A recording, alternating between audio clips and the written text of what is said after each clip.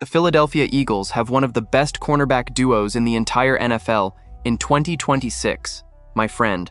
Probably the best trio in the league, with two All-Pros in Quinyon Mitchell and Cooper DeJean, plus the arrival of Super Bowl champion Rick Woolen.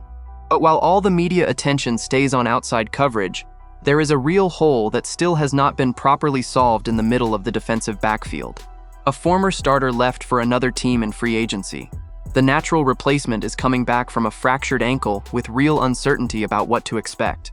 And now, one of the most respected reporters covering the Eagles is suggesting the organization could look outside the roster to solve this problem, targeting a consistent starter from a rival AFC defense who is entering the final year of his contract. Who is this player? Why would he fit so well into Vic Fangio's scheme? And what does this reveal about how the Eagles view their own current group of safeties? I am going to walk you through this entire trade suggestion, including why it directly touches a wound that is still open after Reed Blankenship's departure. But first, if you are a die-hard Eagles fan, hit that like button and subscribe right now, because this is exactly the kind of trade rumor that could solve the last open piece of the championship defense before training camp. To understand this suggestion, you first need to revisit the problem it is trying to solve. The same safety competition we already broke down in detail in previous videos on this channel, with Reed Blankenship signing with the Houston Texans in free agency, and with Drew Mukuba still generating some uncertainty after the ankle fracture that ended his rookie season early. The second starting safety spot next to him has come down to Marcus Epps or Michael Carter, and it is exactly that duo that is leading Zach Berman of The Athletic to suggest the Eagles might want to look for a more dynamic player on the trade market.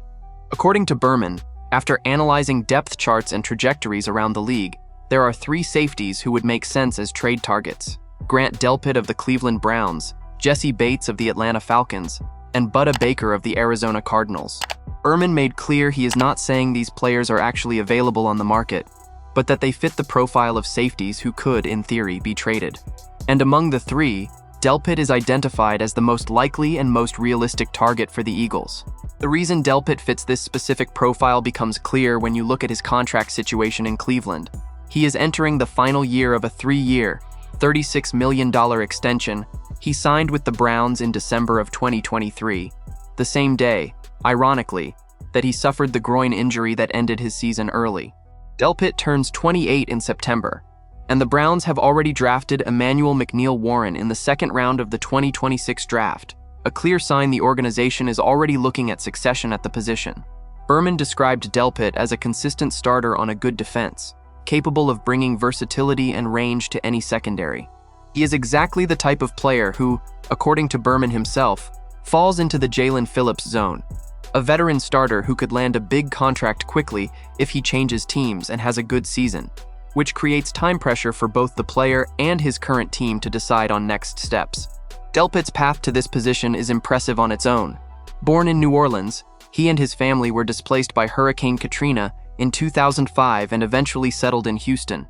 Delpit became one of the standout players on the LSU roster many consider the greatest college football team in history, the undefeated College Football Playoff Championship team of 2019, which also produced the #1 overall pick of the 2020 draft, Joe Burrow, along with All-Pro wide receivers Justin Jefferson and Jamar Chase. Delpit was every bit as dominant as any of them.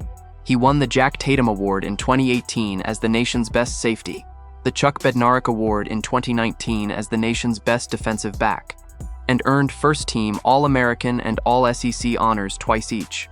Despite running a 4.39-second 40-yard dash at the Combine, he fell all the way to the second round of the 2020 draft, getting selected by the Browns with the 44th overall pick.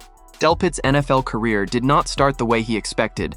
He tore his Achilles tendon in rookie training camp and missed the entire 2020 season before ever playing a snap.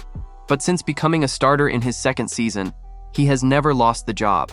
In 2022, Delpit was one of 3 NFL players to accumulate at least 100 total tackles and 4 interceptions in the same season, becoming just the 4th Browns player since 1950 to reach those marks. In 2023, he was on pace for a second straight 100-plus tackle season before the groin injury ended his campaign in Week 14. In 2024, he came back with a career-high 111 total tackles across 16 starts.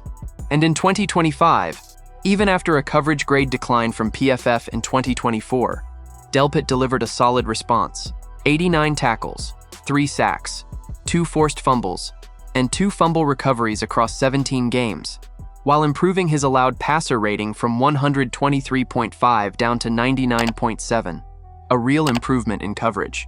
He was named a 2026 Pro Bowl alternate, alongside tight end Harold Fannin Jr., running back Quinshawn Judkins, and linebacker Carson Schwessinger, all from Cleveland. The broader context behind Berman's suggestion touches directly on a wound Eagles fans still feel. Reed Blankenship, the starter the Eagles lost to the Houston Texans on a 3-year, $24.75 million contract, a relatively modest number for a player who helped win Super Bowl rings, spoke openly about how it felt to leave Philadelphia. According to him, speaking to reporter Aaron Wilson, it was the first time in his entire career that he felt someone genuinely wanted him as a player and as a person. You do not need to be a therapist to sense there were hurt feelings in that departure. And you do not need to be an NFL general manager to wonder why the Eagles simply did not pay the number the Texans paid to keep him. It is within that context that the suggestion to bring in Delpit carries extra weight. It would, in a way, correct a recent mistake by bringing in a level of talent and consistency equal to, or even greater than, what the organization let walk away. Here is the bottom line.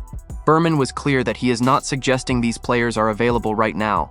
This is purely behind-the-scenes speculation about the type of move that would make sense, not an indication of actual negotiations underway. But the reasoning behind the suggestion exposes a real vulnerability in the Eagles' championship defense. Even with one of the best cornerback groups in the NFL, the second safety spot still depends on a competition between 2 players who do not have the consistent production track record of a starter like Delpit.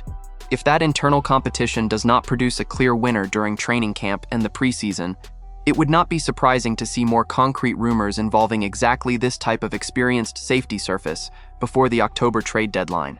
With Grant Delpit identified as the most likely target among 3 starter-level safeties, with the wound from Blankenship's departure still fresh for Eagles fans, and with the Epps versus Carter competition still without a clear winner, the question left for you, Eagles fan, is direct. Would you like to see the Eagles pursue an experienced safety like Grant Delpit via trade? Or do you prefer the organization solve this spot internally with the roster it already has? Drop your opinion in the comments. Do not forget to hit that like button and subscribe to the channel. I will be back later to keep you updated with the latest Eagles news.